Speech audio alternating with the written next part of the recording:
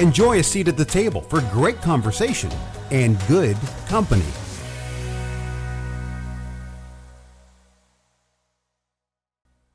Welcome to And Good Company.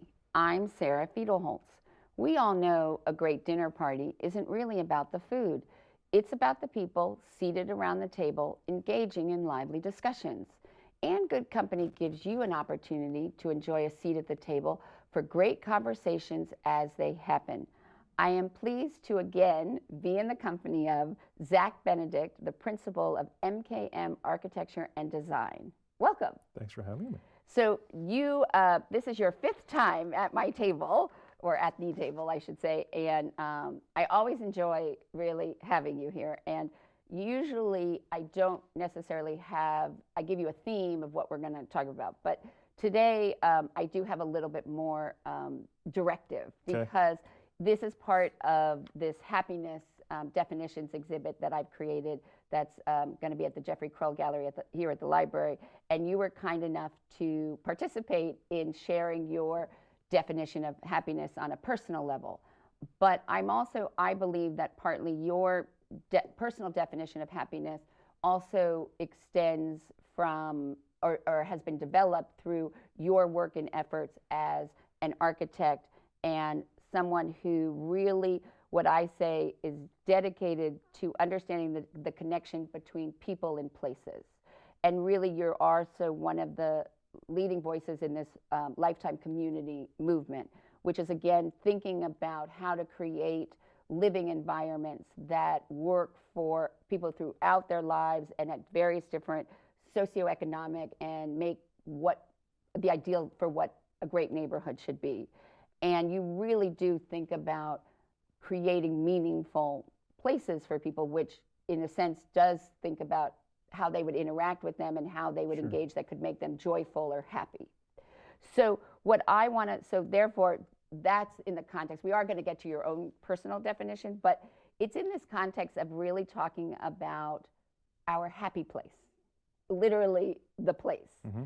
So I want you to talk about, let's start with talking about the idea of the quantitative and qualitative research that's been done in terms of like the AARP livability index and blue zones, and how those that areas and places really do impact not only our levels or states of happiness, but also our longevity or our countering other different emotions that besides. So let's start with that.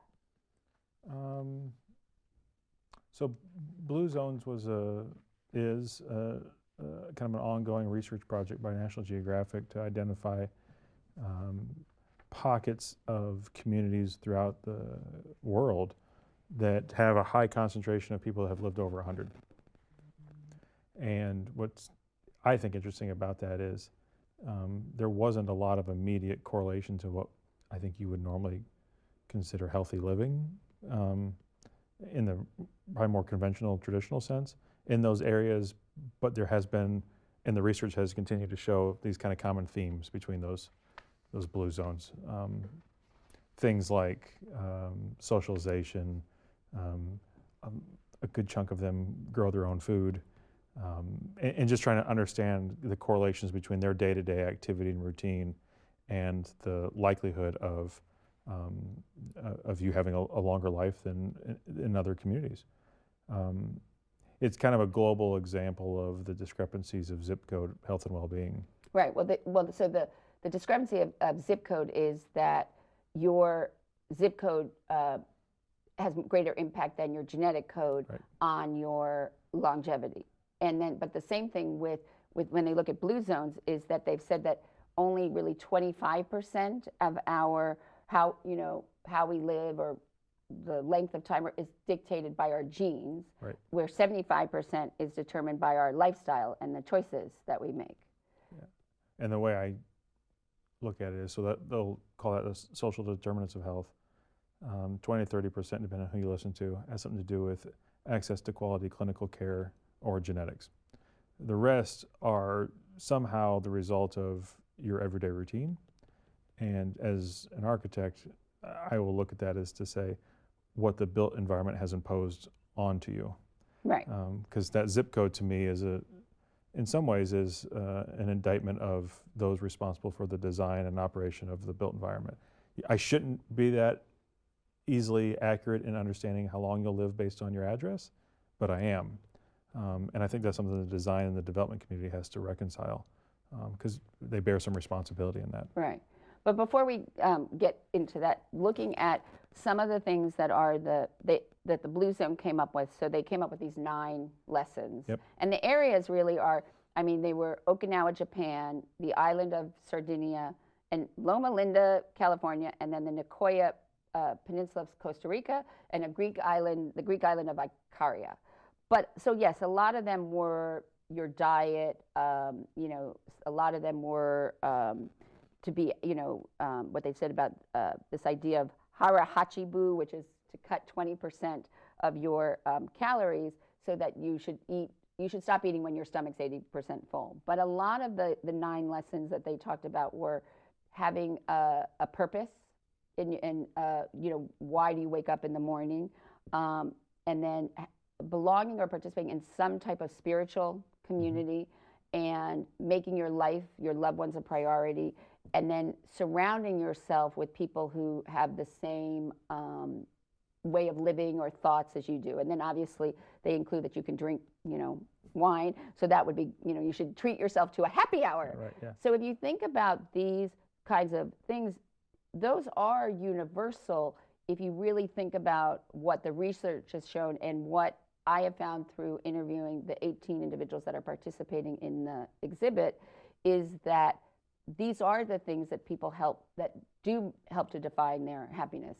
Having knowing that they have a purpose, knowing that their life has meaning, having family and friends and a connection, being a lot of it, they believe in their faith, and a lot of it is being part of something bigger than themselves. So if these are also these universal truths, okay, and they clearly are impacting our longevity, and also then obviously I think if you're living longer, part of that is because you're happy to be alive and you enjoy your life, because there are a lot of people at certain points where they just are done, you know, they would really say they want to check out. So that vitality. So when you think about these universal truths and you think about this idea of creating an environment that helps us live long, let's now look at this idea of what the design and the communities that you create, in essence, to be able to create a happy place.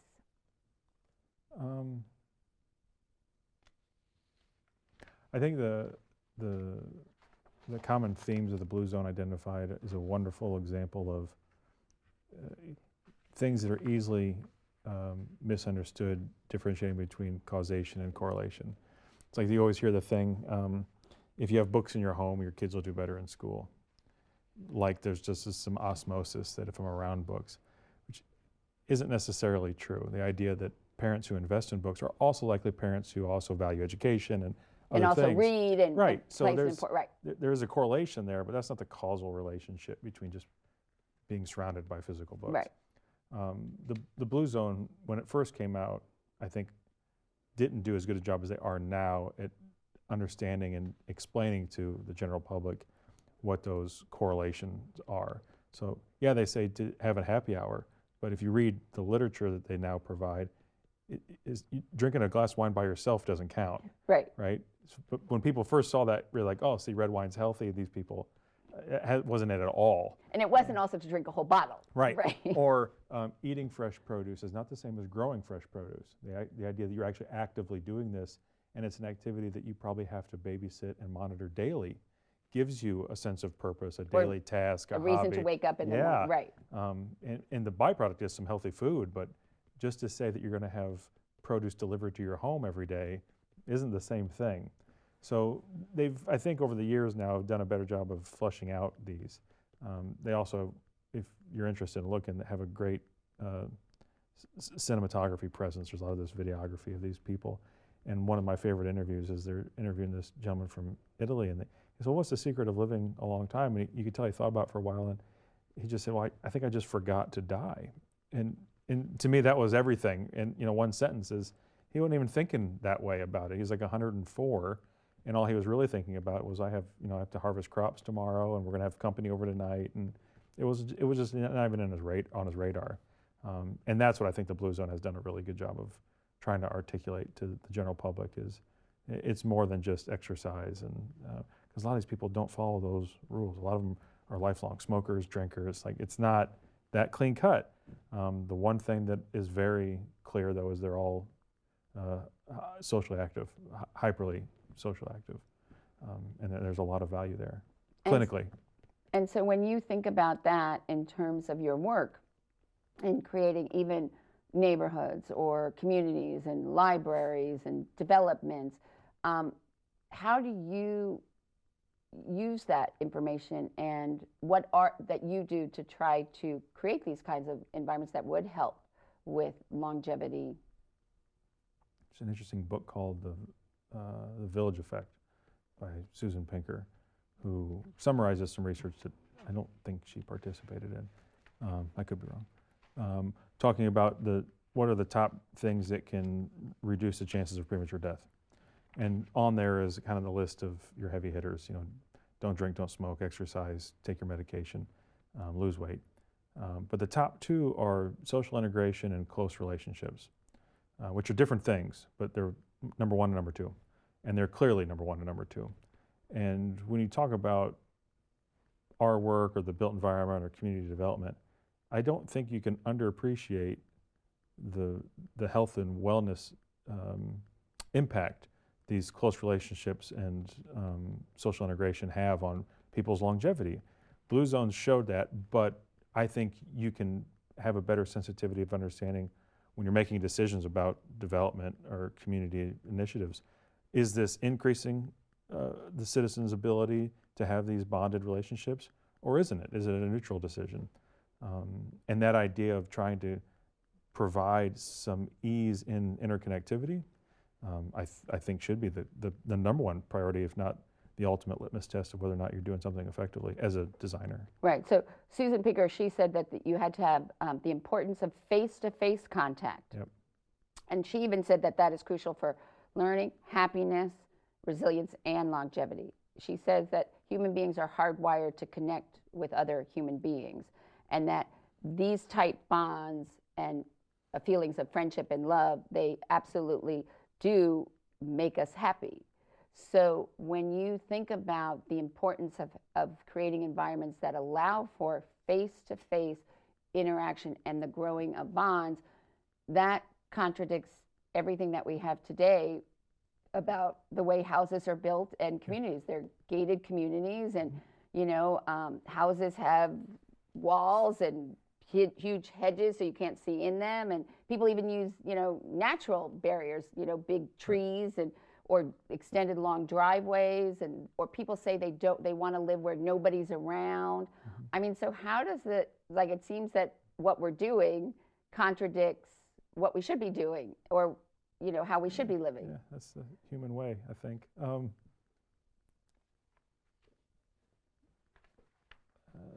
Daniel Kahneman, behavioral economist, he doesn't like that term, but that's what everybody refers to. He has this wonderful section in one of his books about happiness is really a constant struggle in the human brain in juggling memory and experience. And we tend to not have the ability to reconcile the two. It's like you pick where you want to go on vacation based on the memories you want to impose upon your children, and you never really reflect on whether or not you had a good time. You document the experience and you say, see, we did this when you were kids. It was fun, right. I promise. But you don't remember that. The thought experiment he gives is, if you could take an amnesia pill after a vacation, would it change where you'd go? And I've asked a lot of people that question, and the immediate reaction is no. And then you start thinking about, well, yeah, I mean, it was a 16-hour car ride, and when we got there, the hotel smelled funny, and we really didn't have that good of a time. Right. We struggle with that as humans. People will say, well, I want to live by myself, but they don't say, I want to be lonely. Right. But there's this idea of independence, and there's all these other issues. And privacy. Right. I mean, you look at the entire independent living world for senior living campuses. It's based on this idea that your independence is is really tested by your ability to survive isolation, right? That's how we're judging whether or not you're independent. Knowing full and well it's coming from an industry that fully understands the impact of isolation and loneliness, but they're using it as litmus tests. If you need to be around people, you're not independent. Well, we all need to be around people, but we're afraid of what the perception of our independence would change with our peer networks or the general public. So we say things like, I'm independent, I don't need that, you don't need to check on me. Yeah, you do. And the Blue Zones is a beautiful way of showing that you do. Whether you like the sound of that or not is immaterial. Right. I mean, when you think about, you do need people to check on you and stuff, because I think about that. So I'm single, I don't really, I don't have a significant other. I work at home, it's me and the dog. So I think about that, I sort of think, okay, well, if I slipped in the shower or something, right, how long would it take for someone to realize that something happened to me? And so I have a neighbor who's also, doesn't have family here and is single. And so we joke that if we don't see each other like within, 4 days, because we both have dogs and stuff, that we then will check on each other. Right. And so, he was going camping for a couple of days. So I ran into him and he said, oh, I'm going to be away for a couple of days. So if you don't see me. And it's not the fact of that he has his very independent life. I have a very independent life. But I just think to myself, because if I fell or I couldn't get to my phone, or I think a lot about, this sounds morbid, but I think a lot about if I choke, like if I swallow, right. Because I don't have anyone. So I've got, I got a whole strategy of how I could, create the Heimlich on myself. But it's not that I don't think I'm independent and I can't live by myself, but there is a reality of it that there are certain things that right, we do need that interdependence. And maybe the way I think about it is also how I sort of think about the best relationships with a significant other, is that you're independent in a dependent relationship. So there are certain things that you can expect and certain things you're going to do together, and you have that, what you love to call that reciprocity, right, but you also have things that you are independent about. And yeah, maybe that's the shift. I think sometimes we struggle with differentiating can and should. Yes, you can live independent. You can live in total isolation. We got prisoners in this country that live in solitary confinement for over 20 years. And we look at that, at putting them in isolation and alone, as punishment. You can look at, so I think it's interesting to look at, there's a lot of really good data and research on the impacts of solitary confinement on prisoners. We preserve that punishment for the most severe criminals. But the fact is 36 million Americans live by themselves. And especially the last 2 years with COVID, we're going weeks on end without physical face-to-face contact, like Pinker will say is so critical. We know the effects that has on your brain cognitively for prisoners. Why we don't correlate that with the impact it has on an older adult community who went the last 2 years without seeing anyone, I think it's naive. I think it's dangerously naive to not understand that as a loneliness epidemic and really try to think through what that means to not only health and well-being, but the economy and the community and the trajectory of cities and towns. And it falls under this inability to differentiate between can and should. You can, but should you? Mm-hmm. I don't think you should. Mm-hmm.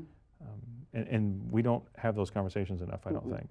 And we don't, and we measure some type of our happiness or success or this keeping up with the Joneses also. If you think about the idea of McMansions, Mm-hmm. so the homes are much bigger than they used to be. In 1973, the average newly built home was 1,500 square feet. Yep. 2015, it's nearly 2,500 square feet. Mm-hmm.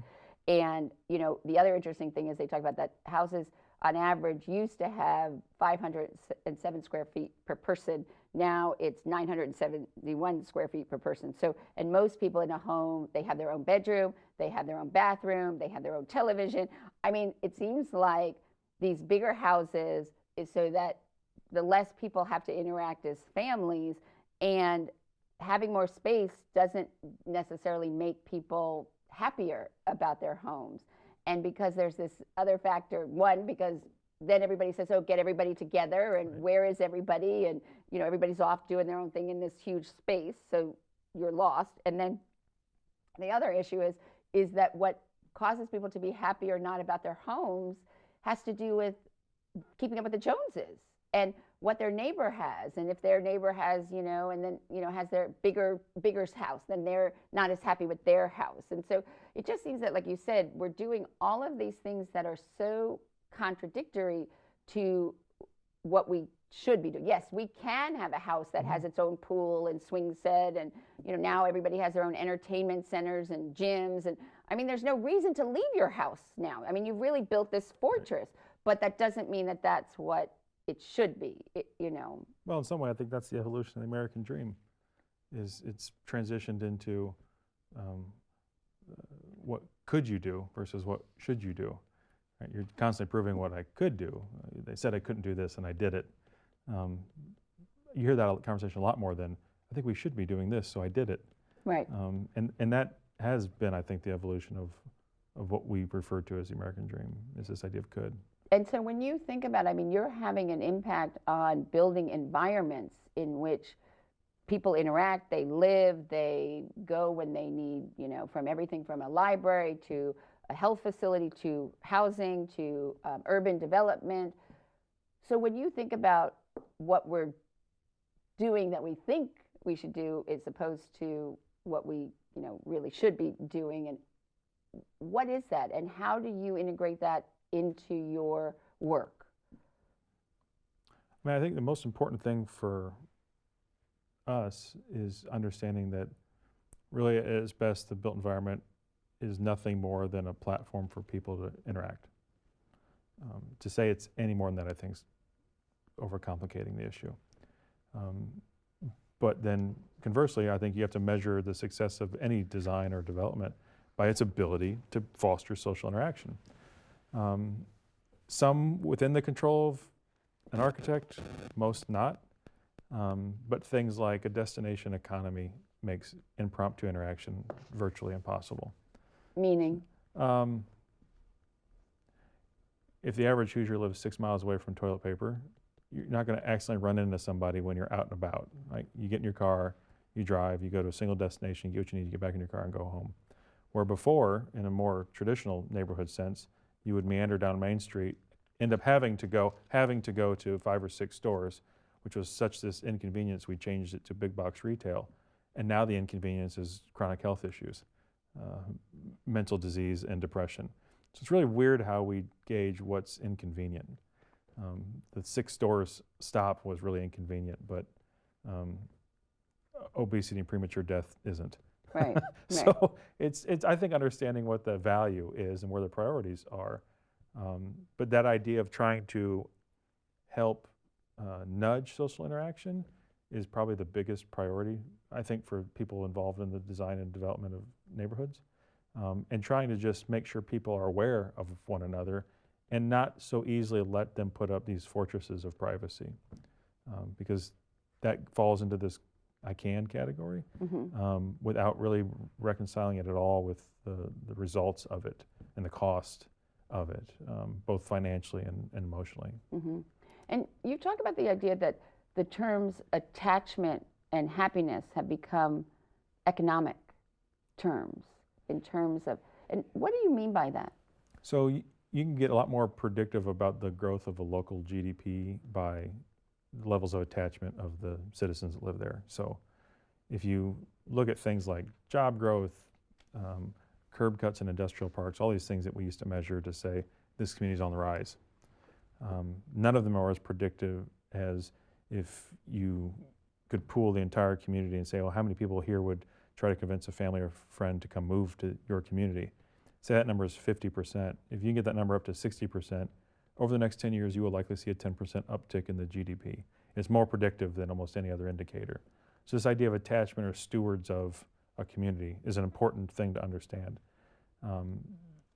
What's more interesting, I think, to me is this idea of the impact social mobility has had on that. So there is, in your discussion of happiness, there is people have a biological set point. Some people are just happier than others. Right, that's genetic. Yep. Yep. Okay, It's not got all that. of it, but that's part of Right, it. right. And then- Those people are, by a large fraction, more likely to relocate.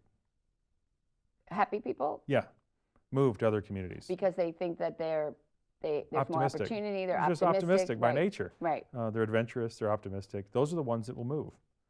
So where they go is interesting, because not only are these in-migration reports so interesting from an economic standpoint, you'll hear it all the time, but what if I told you that everyone moving is optimistic and happy too? right. So then who's left? Exactly, right? Who is left? So to say that we're going to solve all these problems in failed Rust Belt communities without talking about the fact that the reason these conversations have been so increasingly difficult over the last 20 to 30 years is because they're also the result of social mobility and the fact that the optimistic people have left. Right. They're well, gone. just by nature of thinking that you live in a rust, and when you're, it's sort of like, if you keep telling someone that it's not good, it's not nowhere to go, there's nothing to do, there are no jobs, they start to believe you. Right. So, And those communities didn't say that about themselves 20, 30 years ago, but they had a better balance of happy and grumpy people. Right, right? There was this better balance. right. So there is a cost to this social mobility, and that's one of them. It's why those cities that have such a high in-migration are so exciting. It's not just because people are moving there, it's a certain type of person Okay. who is stereotypically moving there. So what's a community that you think is seeing this, exciting inward people moving there, and that you can see direct results of happy people being there? Well, I mean, I think all of the success stories of the last 15, 20 years, Austin, Texas, Nashville, all these places where at first when you heard about it, you're like, why is everybody moving to Austin, Texas? Right. There's a good book called The Big Sort that kind of talks about moving around to people that are like you. And once the town has a reputation of where you go, if you're willing to move at all, to a certain cohort, the technical term is amenity-seeking migrants, right? That's the technical term, but it's people that are moving based on the quality of life. Like, what am I going to do when I'm there? And those are the same people that'll test off the charts as, disproportionately happy. And in some ways, I don't have the numbers memorized, but Fort Wayne has had a large in-migration over the last couple of years. Of all the Midwest states, I think Indiana was the only one that had a positive in-migration last year. So that's not nothing either. Like, to understand what that could mean for the region, and how do you onboard those new people as quickly as possible to become a part of the community, Right. so that you can leverage Right. that Because if they optimism don't and feel, happiness. because like if you bring someone here, recruit someone for a job, and their significant or other does not, or spouse does not feel attached to this community in 3 to 6 months, they're not going to stay. Correct. So you've got to do those things for that, to help that attachment. But when you think about then all of the developments, because you think about what's happening in Fort Wayne, so you think about all of these new, I cannot call them neighborhoods, but these they're developments, housing developments, and then, or the affordable housing, the huge affordable housing developments that we see happening, or even downtown, the development in terms of building of apartments and stuff. When you think about those, are we doing the right type of development and neighborhood creation in order to understand that these things that we have to create for people and for them to not only be attached but happy and live longer? Do you think that what we're doing is caught up with, again, what we should be doing?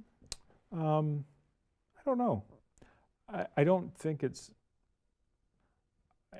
you can create a neighborhood. I don't think you can just say, here's a neighborhood, have fun. But I do think you're providing them with tools that the neighbors can leverage to create a certain type of community, for good or bad. I don't know if we're having honest enough discussions of how long that should take, right? So as a designer, I can do the best thing in my entire career. This project is as good as it's going to get for me. But as soon as I'm done, I walk away, Right. and I leave it up to the users to determine how to use that platform. The question is, how are we onboarding those leaders within those neighborhoods to make sure that this product which the reason it is what it is outside their control. Finances, investment, land acquisition, there's all kinds of these Okay. variables. But how are we going to ensure that we're going to use this tool and leverage it as most effectively as we can so that this becomes a real authentic neighborhood in the quickest amount of time possible? And that, I think, is hard to be prescriptive about because it's so personal to local players. Right. But to me, that's that's what you'll see in all real success stories. Is, Okay. well, there was 3 people that moved Earth to make this happen. Right. They had 3 different agendas. They were 3 different personalities, but they had one common goal. So MCAM, you just got you're involved in a pretty big development now here in Fort Wayne, right? What is that one? What is it? Village Premier. Okay. So when you knowing all this and now you're building this thing and knowing what you know and all this research, what are you doing in order to ensure that it can afford to sort of become, in essence, it's a blue zone? Yeah, so I think there's a couple things that are important to me. One is understanding the kit of parts. I don't get to make that up. So I know I have X amount of apartments, X amount of townhomes. I know what the kit of parts are. And largely I don't get to change that. Right, because that's dictated by the land and how the land has to be parceled in order for the economics, Yeah, and right? economic sustainability and just all these. So to a certain degree, I have to accept that for what it is. The question is, how are you going to use these parts in a really meaningful way? I think there's 2 things that are really critical that we try to do as best we can to understand. One is equity, trying to understand what that looks like in terms of qualifying a platform that is not only welcoming but accommodating for people to act on their own. For all ages, all abilities, all personalities. The other is diversity, and I don't mean it necessarily in the conventional sense. I think one of the most important things people underestimate is the diversity of time. So you'll say mixed income development for a mixed income neighborhood. That's great, but the reason that's valuable isn't because we have a diversity of median household income. It's that you likely have a diversity of routine. People are coming and going at different times of the day. It's the reason that nonviolent crime is higher in gated communities. Everyone leaves and comes back at the same amount. If you were going to case the joint and try to rob somebody, Right. that's a lot more predictable place to entertain that idea than a neighborhood where people are just coming and going all day long. And once you can guarantee that diversity of time, which you can in a mixed income development, then the question is, well, can I spread this out enough that that movement now is leveraging this platform for social interaction? So not only is it trying to alleviate this perception of silos of poverty and that, but you're also using that diversity of occupant as a way to diversify the activity and thinking about the development in terms of when you see a site plan for a development, you can look at that as something that is useful to quantify square footage, Right. or as a verb diagram. Like, what are people doing? They're, I'm going to talk to my neighbor here. This is where I will propose. This is where I'll do an Instagram photo. This is a great place for snowball fights. Like all these kind of activities, uses, things people are going to use the platform to do things. If I can spread those out and at the same time overlay that with this network of people that are coming and going all the time, now you got a neighborhood. But do you also think then about front porches? Do you think about making sure like people, like garages are put like back in alleys? Well, the beauty about a front porch is all it's doing is leveraging that activity diversity. Right. Right. You're coming and going, and I want to people watch, so that front porch is great for me because I can see things going by. I can engage who I want. I can spy on people I want. That whole dynamic. And what a front porch does and why it was so critical is it gave this really effective aperture from public to private space. Right? I control that barometer as opposed to now where since COVID happened, I'll order food, it shows up, I'm not supposed to talk to them, they leave. Right? This whole kind of weird scenario where before, if air conditioning ruined this, but you'd sit out on the porch to escape the hot house. Right. But everyone did it. So Now you're in this kind of really interesting, intimate, semi-public zone, the street was. And you could catch up with people, do the 2-minute, how's the weather type conversations. And all that was doing then was leveraging that diversified time and giving people a platform for interaction. As soon as that went away, it became more difficult. Still possible, but a lot more difficult. You didn't have that nudge, that platform, that springboard to do that.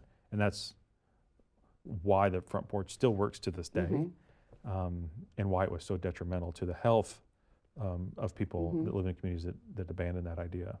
And what about the idea, though, are you, as you think about this development, are you thinking about the idea of third spaces? And are the homes that you're building, are they smaller in square footage so that there isn't it, or maybe even the types of rooms? Like nowadays, people don't want a formal dining room anymore. You know, maybe they want more of a home office. Right. Or so when you're looking at this and you're really doing this right now, what are you seeing and what are you creating, and how do you ensure that this is going to be really a mixed income or mixed time kind of environment? And like you said, once you leave, giving the tools, but you're creating this now, knowing everything you know and everything. How are you doing it? Well, one is trying not to be too prescriptive on the unit, because I think that diversity, you know, that's the bottleneck, is the unit size. To say that, well, it's an urban neighborhood, so we should only do 1-bedroom apartments. Yeah, we could, but if I want to have a really broad range of personalities and family types, I need some 3 bedrooms. I need some studios, and I need them to be so intermingled you can't tell which one's which. Right. And I think that's partly sort of the issue with the landing apartments, because they're all studios or 1-bedrooms, and I need a home office, so I need another bedroom. And it's interesting when you talk about this kit aparts you start with. The problem with the landing, which we worked on, was the historic buildings were landlocked, so you don't have the ability to have windows around the perimeter of the building, and it's just hard to get 3-bedroom units. So now with Village Premier being 100% new construction, that restriction now disappears. So now where is Village Premier being built? Just south of McMillan Park. Okay, so it's, and in the area that it's being built, is there already, like what I always say, you know, to create a thriving neighborhood, you know, you sort of need a dry cleaner and even some kind, I mean, now we can't even say a little, just like a little market or something. So are those things already there that have what, you know, that kind of nature to it? Or are these things also you're going to have to create because it is, you're thinking of what, because that's what I would define as an urban environment. There's some retail adjacent to the development. Village Premier, within its scope, will also have some commercial space. I think the hope is right now, if we can achieve it, is that that function will likely be more clinic, daycare functionality, as opposed to just conventional retail. So services for the people who live in the neighborhood. Correct. At a scale that it also could bring in people from outside the development. Then how big is the development going to be? In unit size, about 240 total apartments, townhomes, detached single-family homes. So when you think about making the spaces more, you know, fluid, or that they can be interpreted for people's uses, what does that mean? Like, what do we, you know, I'm sort of saying, because this is really, to me, this is an opportunity, and I'm sort of holding your you know, to the feet to the fire, because it's, again, it's like when I had you do that exercise of, okay, what would be the perfect downtown if you were going to create it? You really have an opportunity now to create. Granted, there are all these limitations of the type of living environment that can foster the things that we're talking about. So I really want to understand, so what are you doing, and how are the homes, when someone goes to look at a home at Village Premier, is going to seem different, like, you know, than going to see another home? Well, I don't know. I mean, are there going to be like are you using more, like, are there walls that are sort of, I don't know what you call it, but the slide, you know, like the farm door, so that you could sort of pull out and have a wall, or slide it back? Is it more that you're going to have, you know, everybody talked about that open concept room, but then there are, you know, I guess like moving walls. I mean, I don't know. I mean, because really, or is it more are you really integrating more? When everybody talks about the smart house and technology for good or bad, are you using that more? Are you creating not only a front porch but back porches? Are you giving all of the apartments and townhomes balconies? I mean, what are the things that when you think about designing this, and you know, I mean, more than I think most architects, and that's why I like having you here, is because you really do understand so much of the sociology and the psychology and everything that goes into creating happiness and longevity in creating this ultimate happy place. Yep. So what are you doing, or what have, you know, or you've talked about like in the Piper Trail where you have these little clusters and so people can see. I mean, so are you putting like parks or little gathering places? Is there a trail, you know, to like, you know, from your best concepts? I mean, I sort of feel like, you know, this is an opportunity for you to put that. So that's what I really want to understand. First off, I don't think perfection's the goal. No. Well, but sometimes you'll get that question is, what would make this perfect? I don't even like the grammar of that question. The first step is listening and just trying not to talk. So we're kind of in that mode now, meeting with neighborhood groups, open houses, design charrette type of discussions. But even those, I think it's important to try to frame what we want to talk about versus what need to be accepted kit parts that we're dealing with. There'll be certain limitations to the apartments. We're entertaining this idea of some integrated green technology. We'll probably end up having some units that have some space flexibility for working at home, pocket doors, soft space, that kind of thing. But where I would say better construction of the walls between the apartments. Right, yeah, I mean, and that kind of stuff I think helps with the longevity of the product, but it isn't part of the discussion of how fast can this become a neighborhood. Right, you do them at the same time. Right, but I also think that it's important not just for the building of the apartments that they're going to be in, that can be a neighborhood onto itself. Like I think about, I live downtown in a building, it's only 4 stories, and I think about that they don't give us opportunities even on our floor. Like there's opportunity where they could there's a big area right by the elevator, and they could put 2 chairs and a table. Like during COVID, we had this kind of thing where everybody sort of opened their apartment door and like hung out in the hallway and stuff. And then when people would come off the elevator, they would just be okay, naturally. so this is great. So my question to that is, what would happen if you put 2 chairs and a table there? Well, the hope would be is that somebody would sit there, right? Well, but structurally, does someone in 5 days take it away and it disappears? Do you get reprimanded for doing it? What would happen? Right. Well, that's the issue we have in my building now about carts, about giving carts for us to use. But that's a great example of this idea of providing a platform. So you know it's a neighborhood when people have such ownership in it as a place that they're not waiting for someone to do that. Right. Well, we did it. We all sat on the floor, or people had those folding chairs that they brought to soccer games, and yeah.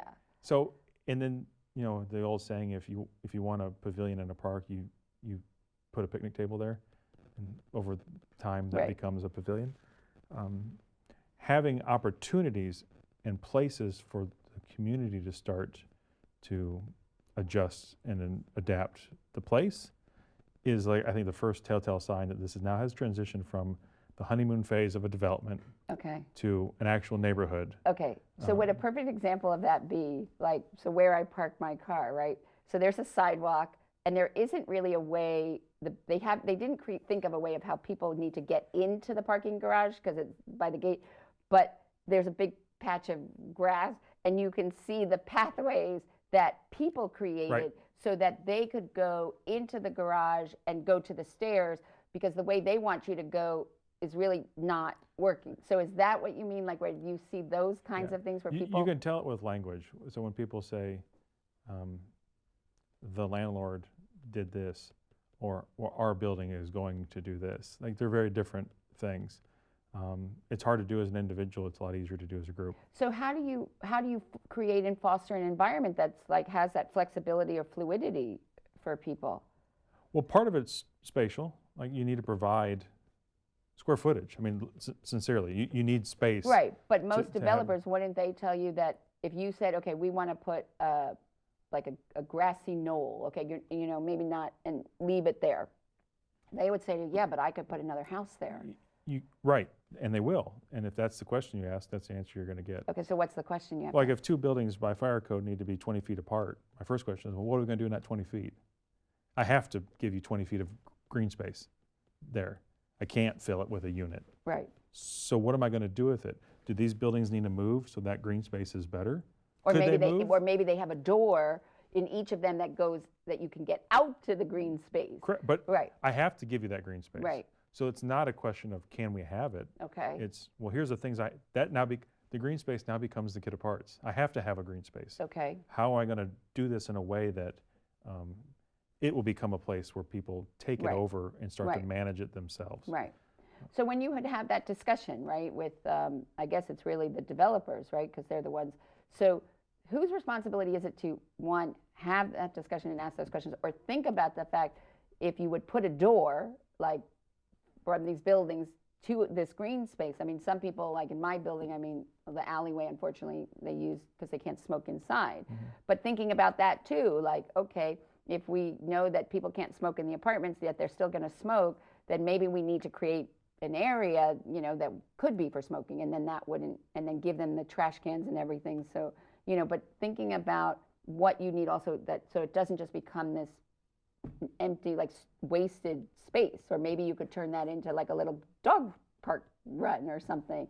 I mean, whose job is it then to push these things forward and to think about that?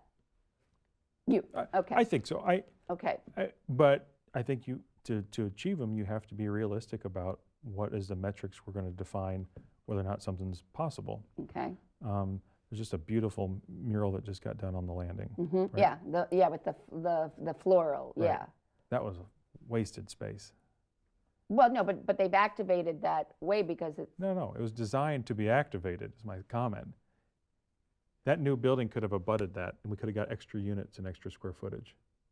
You mean you could have just gotten rid of that little where whole Mercado alley, uses yeah. for outdoor? Yep. Right? And I probably could have got them one more extra apartment. Right. But then you would lose all that civic space, all of the views of that framing of that outdoor dining area, Right. this wonderful canvas that we identified on day one as a potential Right, mural. because you were solving also a problem that there were no windows or anything Correct. on that wall, and it just Correct. looked like this steel. Right. Yeah. So that became well, we have to do this, versus, well, if we have to do it, which side of the building do we want it on? Okay. How can we leverage it? How does the design of the building now allow that future restaurateur, Right. who at the time we didn't know who it was, activate that space on their own terms well enough that when you drive through it, you would assume all this was intended. But part of it was intended because part of the landing was to have these the third space, right? That's partly why the apartments Right. were a little smaller. But I can't tell you with a straight face that I have any control over how that materializes. All you can do from a design and development standpoint is nudge. Right? Once I give you that space and we try to set up a culture where we're going to give you permission to use it, then the goal is just to try to make sure you get people that are going to creatively use it. Okay. I didn't decide. No one asked me what that mural should be, Right. right? Right. It's fantastic. It's gorgeous. And that's the nudge, right? And you start nudging that and elevating the quality of what a mural is in downtown, which we did with the first one, which was on Nawa. Then it sets the stage, well, this one has to be just as good because the neighborhood said so, not because I said so or you said so. And now we're off to the races. Now the landing is a neighborhood that has these kind of iconic features that the community rolled up their sleeves and got done after the development was done. Right. And that's when you know, okay, this is going in the right direction. So when you're thinking about the Village Premier and you're thinking about creating a happy place, what are the things that you're going to give or think about to give that nudge? This is where you're not going to like my answer. I don't think I can make someone happy. What I can do, I think, is there are strategies I can employ to reduce misery and loneliness, Okay. which aren't the same thing. So what is the Benjamin Franklin quote? The Constitution protects the pursuit, it doesn't provide it. Right. There's a difference between the protection and the provision of happiness. So I can protect that pursuit by trying to limit misery and loneliness. And there are, I think, spatial cues and evidence on the design side of how you could reduce someone's sense of loneliness and depression and misery, which I think by default increases the likelihood of you being happy. Okay. But I'm not as bullish to say I'm the one. We can make design decisions to make people happy. Right. I don't think that's Well, that's the whole issue of how do you define quality of place? What's quality to one person isn't to another. But with everything that you know and you've studied and thought about, there are certain things that you definitely can do in this space that would help that nudge or give them that opportunity, right? To reduce the sense of being alone. Mm-hmm. Yes. So what are some of those things that you're going to do? When we map out a development of this size, what you're really trying to map out is the transitions between public and private space. Okay. The more transitions, usually the better. Not always, but you're looking for a quantity of transitions, but also then the overlap of transitions. So that's what a porch does really well. But if that's all you had, you only have that experience at one scale. Right. So would that also be like sidewalks? Sidewalks, civic platforms, public space, commercial third places like cafes. Mm-hmm. Public libraries are great because they're free and civic. But now I've had that experience of impromptu nudging and interaction at different scales. My own home, which I kind of sort of have control over, my front porch, to the sidewalk, which is a little less out of my control, to a public library who anyone can go in without the expectation of buying anything, Mm-hmm. to a coffee shop. Mm-hmm. Now I have these experiences at different levels and scales. If I can do that within the course of my everyday routine, now we're on to something. So there's 3 key types of places in your kit aparts. First place is home, second place is work, third place is a social hub, Mm-hmm. or like the Cheers song, everybody knows your Mm-hmm. name. A better way to think about it, I think, is the first place is home, needs to function as a realm of privacy. Second place is work, which really just means a realm of purpose, paid or unpaid, doesn't matter. And then third is a realm of fellowship. And what does that look like? How those triangulate in your everyday routine is pretty good predictor of how happy you'll say you are. It's not impossible, but people that have 2 out of those 3 and the third one never exists, Mm-hmm. it's very unlikely that that Mhm. person will self-identify as happy. Not impossible, Mm-hmm. but it really shoots the probability down to nothing. So when you have a development of this size, as opposed to just a one apartment building, Mm-hmm. you now do have a little bit more responsibility and opportunity Mm-hmm. to start moving these things around and saying, Mhm. well, if I move this 50 feet that way, now I'm within some magic distances. I'm within the emotional field. Right, of how someone can see someone, right? It has So to be. there's yeah, all this the kind of, field, yeah, it's a lot of circles. And, Right, you know, right. which doesn't apply to everybody, but general rule of thumbs, I bet I could, if I move this 50 feet this way, I bet I can gauge that entire half of the development, where if it's over here, it won't work and only my extroverts will get this Right, far through right. the development. And trying to play through some of that data and research. But all you're doing then is trying to assemble a map Mm-hmm. that you hope people want to maneuver through. Mm-hmm. It's not to say that's perfect. Mm-hmm. Right. Um, Well, because also, like I said, you might think they're going to go this way, but they're going to create they a path. won't, yeah. So, but are you having these types of conversations and looking at these types of issues and thinking about these things of attachment and happiness, and while you are thinking about the square footage and what the building's going to look like and the homes, and are these the conversations? Because you started this by saying that it's also what are the conversations we're having, and also the questions that we're asking.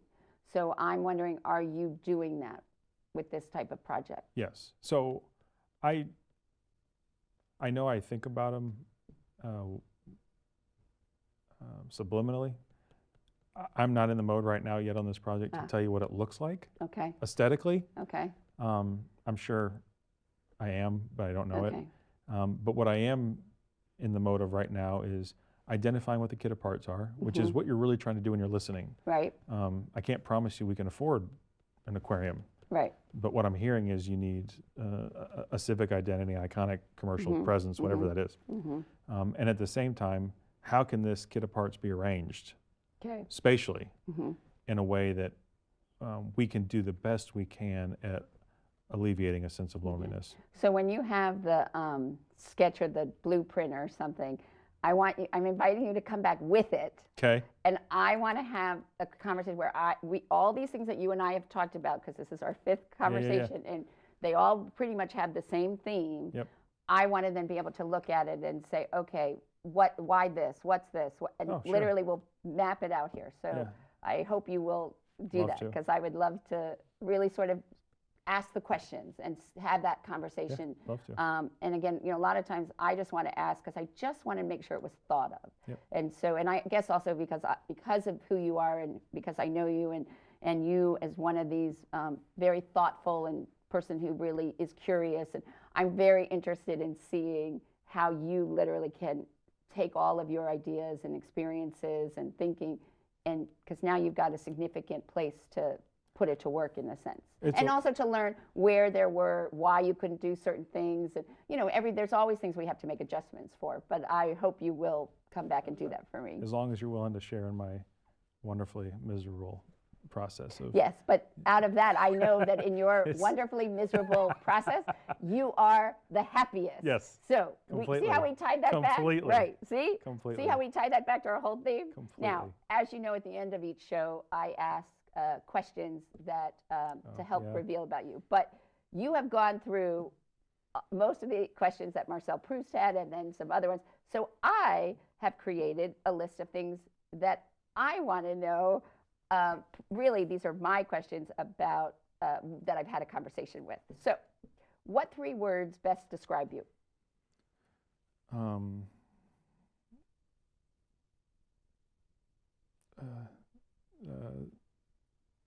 Sarcastic, sincere, thoughtful. What is something that you are obsessed with and why? Being better. What is your favorite number and why? Oh, geez. 14. Reason? Anniversary. What is something you bring with you everywhere you go? Phone. What 2 questions would you ask to get the most information about a person, who a person truly is? What's the hardest thing you've ever done? What's the best book you ever read? By what standards do you judge yourself? By my actions, not my intentions. What is the number 1 thing on your bucket list?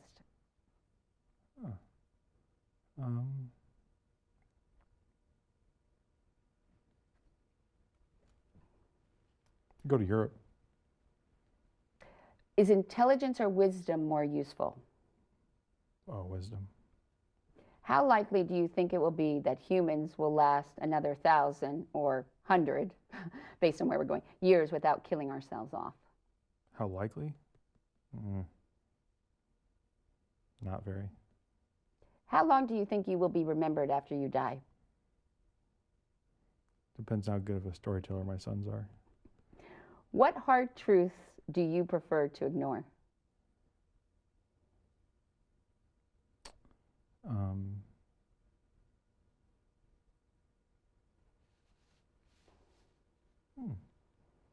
What hard truths do I prefer to ignore?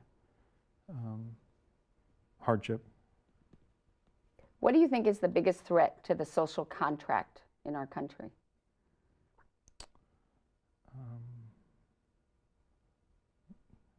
The villainization of intelligence.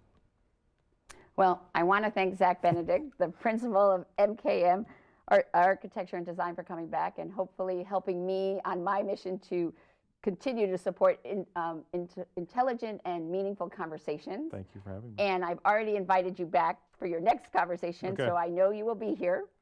And you can learn more about And Good Company and all the other great conversations we have had at andgoodcompany.info. And we look forward to next week when you can again enjoy a seat at the table for great conversation and good company. So,